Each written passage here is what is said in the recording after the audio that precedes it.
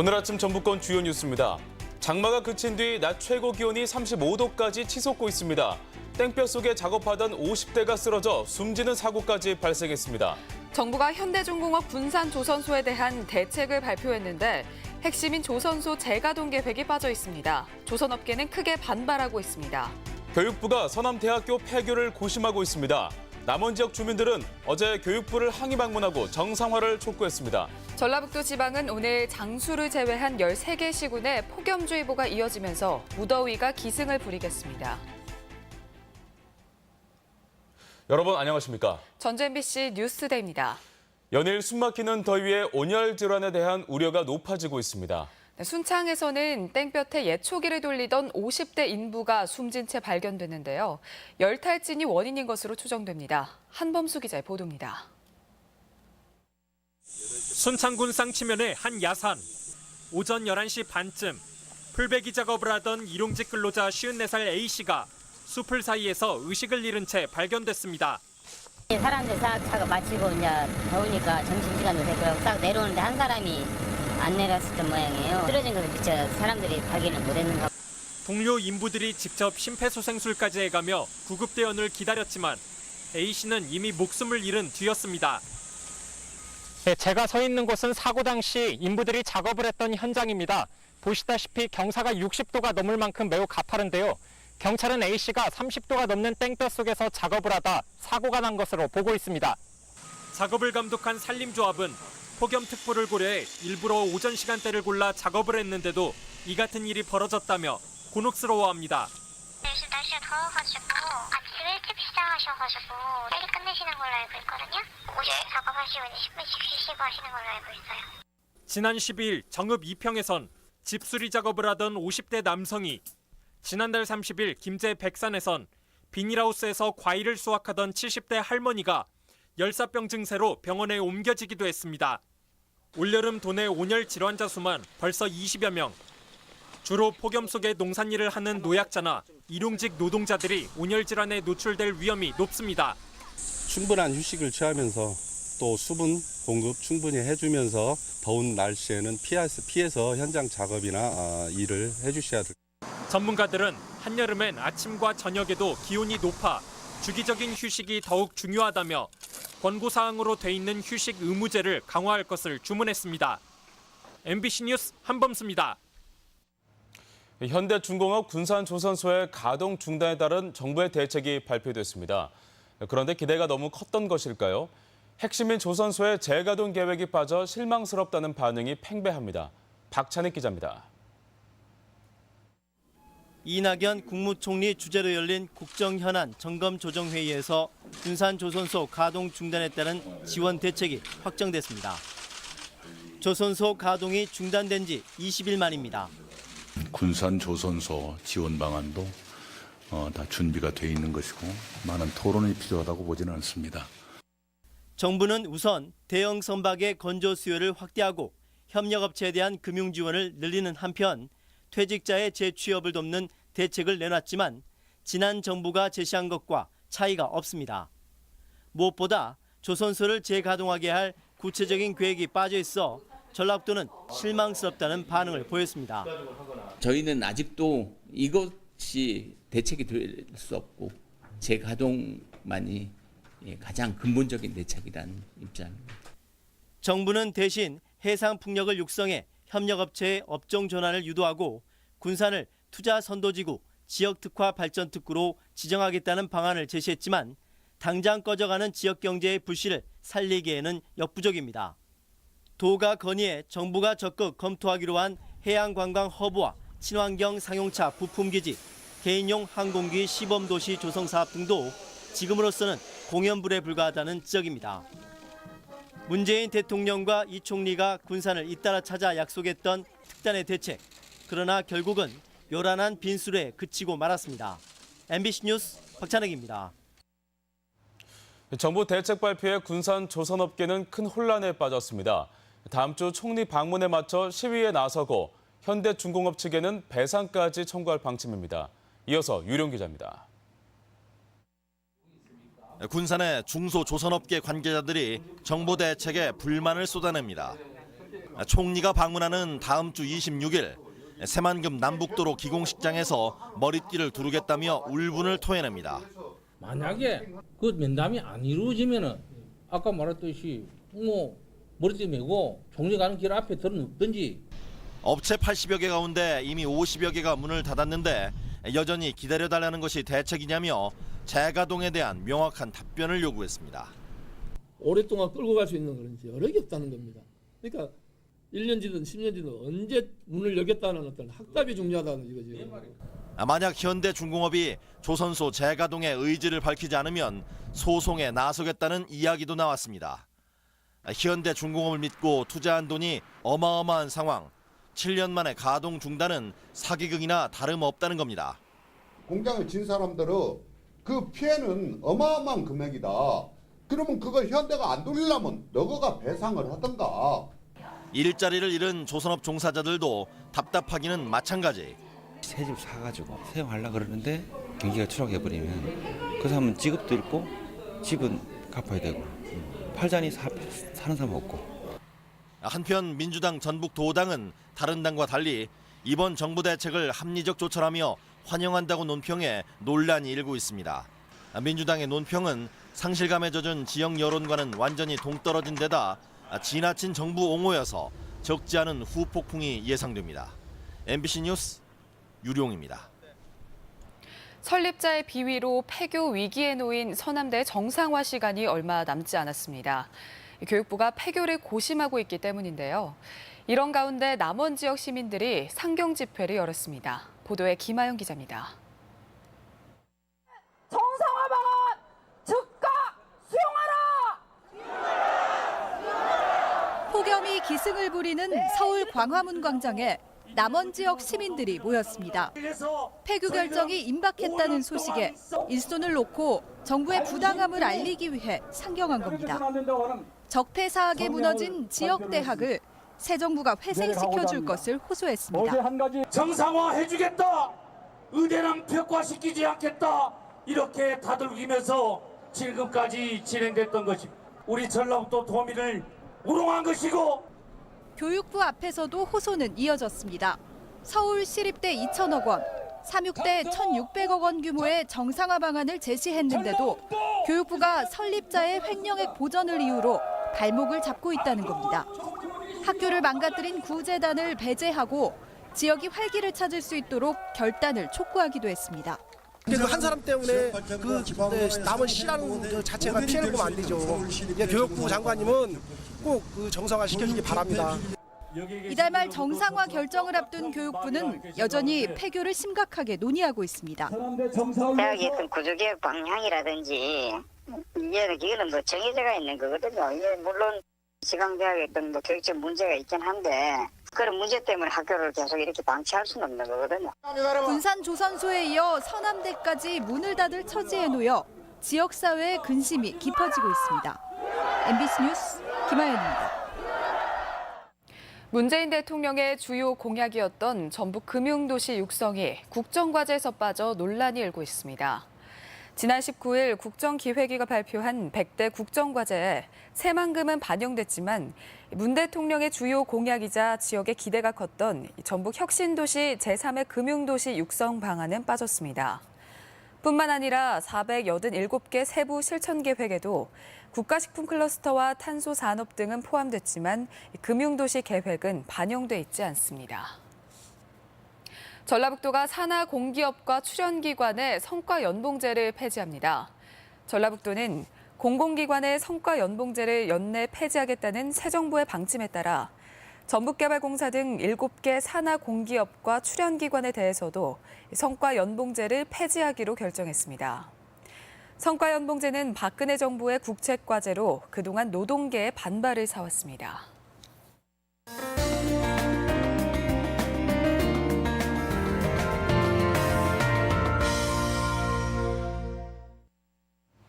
참학력을 통한 학교 현장의 변화를 모색하는 마지막 순서입니다. 교육의 목표가 수능으로 귀결되는 현실에서 학생 주도형 교육은 사치일 수밖에 없는데요. 입시 위주 교육에서 벗어나 학교 스스로가 변화하는 길은 무엇인지 강동혁 기자가 취재했습니다. 수업종이 울리자 학생들이 EBS 교재를 가지고 문제풀이에 몰두합니다. 학생 참여형 수업을 하는 혁신학교지만 수능을 치러야 하는 고3에게 입시는 거스르기 힘든 현실입니다. 저희들이 공부를 위해서 더 머릿속에 그런 개념들을 넣어야 된다는 수업이 안타깝지만 그게 현실이라고 생각하고 있고, 참학력 교육을 보편화하기 위해서는 무엇보다 현 수능 체제의 변화가 필요합니다. 초중등 교육이 다양하고 실험적이더라도 결국은 주입이나 암기식으로 귀결돼 현장의 노력이 결실을 맺지 못하기 때문입니다. 이 아이들이 그런 공부를 하고 대학에 들어가면 1, 2학년 때 공부했던 부분들이 다 사라져 버리거든요. 또 다시 처음부터 공부를 해야 된다라고 하는. 교육과정 편성이 교사의 자율성을 담보하고 80% 수준인 중등교원 충원율을 늘려 교육 연구에 공을 들일 필요가 있습니다. 또 교사 스스로의 변화를 유도하는 일도 빼놓을 수 없습니다. 초, 중, 고등학교 다니면서 한 번도 학생 주도형 수업을 경험해 본 바가 없습니다. 연수를 대대적으로 실시할 필요가 있습니다. 한 아이를 키우려면 온 마을이 필요하다는 말처럼 지자체도 다양한 주제 교육이 원활히 이루어질 수 있도록 강사 지원 등의 노력이 필요합니다. 전북에서 자리 잡기 시작한 학생 주도형 교육이 입시 경쟁 철폐를 내세운 새 정부에서 어떤 청사진을 제시할지 주목됩니다. MBC 뉴스 강동엽입니다. 아파트에서 40대 남성이 괴한하게 묻지마 폭행을 당해 경찰이 수사에 나섰습니다. 지난 19일 밤 9시 반쯤 전주시 서신동의 한 아파트 단지에서 49살 A씨가 앞서가던 30대 남성으로부터 둔기로 추정되는 도구로 머리와 가슴 등을 맞아 다쳤습니다. 경찰은 피해자가 젊은 여성을 뒤쫓는 남성을 수상히 여겨 따라갔다가 폭행을 당한 것으로 보고 주변 CCTV 등을 통해 달아난 피의자를 추적하고 있습니다. 아내를 살해한 뒤 교통사고로 위장한 50대가 중형을 선고받았습니다. 전주지법 군산지원은 살인 등의 혐의로 기소된 56살 최모 씨에게 징역 30년을 선고했습니다.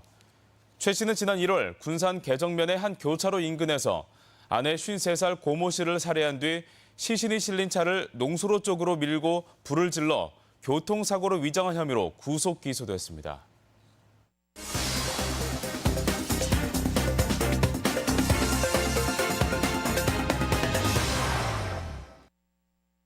완주군이 청년층 주거불안 해소 대책으로 행복주택을 건립합니다. 또 진안군은 홍삼 한방클러스터 제품 개발 성과로 기술 이전료를 받게 됩니다. 지역 소식 김한관 기자입니다. 완주군이 삼례읍에 300가구 규모의 행복주택을 건립합니다.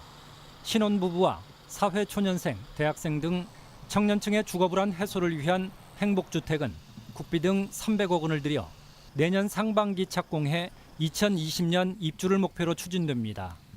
미래의 꿈을 키우는 청년층의 주거 불안 요소를 덜 수 있도록 삼례 행복주택이 디딤돌 역할을 하겠습니다. 순창군은 그간 주민 주도형으로 추진해온 마을 만들기 사업의 역량 결집을 위해 49개 마을 50여 명의 읍면 대표로 마을 공동체 협의회를 창립해 농촌 활성화 등의 역할이 기대됩니다. 진안군이 홍삼 한방 클러스터 사업단에서 개발한 제품 기술 이전 업무 협약을 맺었습니다. 마스크팩 전문 기업과 맺은 협약에 따라 진안군은 홍삼 판매 제품으로 기술 이전료 100만 원과 판매량 3%를 수익금으로 받는 등 수익 기반을 갖추게 됐습니다. 다양화하고 고급으로 개발을 해서 유통 산업으로 활기를 불어넣는다면은 진안 홍삼 산업 발전의 초석이 될 것으로 확신합니다. 부안군은 전북 농협과 고창 부안 축협 등과 부안군 신운천에서 생태하천 조성의 성공적인 추진을 위해 1사1하천 사랑운동 협약식을 맺고 환경보호 캠페인도 펼쳤습니다.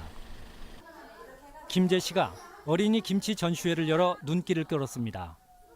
어린이 급식관리 지원센터 특화 사업으로 추진된 김치 전시회에서는 어린이들의 입맛에 맞고 건강에 도움이 되는 저염분 등 12가지의 새로운 김치를 선보였습니다. MBC 뉴스 김한과입니다. 한옥 등 건축자산 진흥에 관한 법률 개정안이 국회를 통과하면서 한옥 활성화에 대한 기대가 높아지고 있습니다.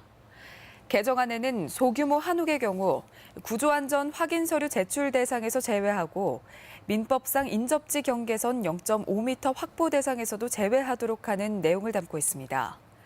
이번 개정안은 한옥 건축물이 가지는 불리한 조건을 개선하고 민법과 혼란이 있었던 부분을 명확하게 하기 위해 추진됐습니다. 전주 효천지구 개발로 생긴 바위 절개지가 인공폭포로 조성됩니다. 전주시는 효천지구 공원 지역 내에 산을 깎아 발생한 바위 절벽을 콘크리트 격자 블록으로 막을 계획이었지만 주변 환경과의 조화를 고려해 인공폭포로 조성하기로 했습니다. 폭포 높이는 29m, 길이는 32m이며 주변 산책로에는 메타세쿼이아 65그루가 식재됩니다. 군산의 목재 펠렛 발전소 건설이 추진됩니다. 중부발전은 군산시에서 기자회견을 갖고 2020년까지 군산 국가산단의 바이오 발전소를 완공해 하루 200메가와트의 전력을 생산할 계획이라고 밝혔습니다.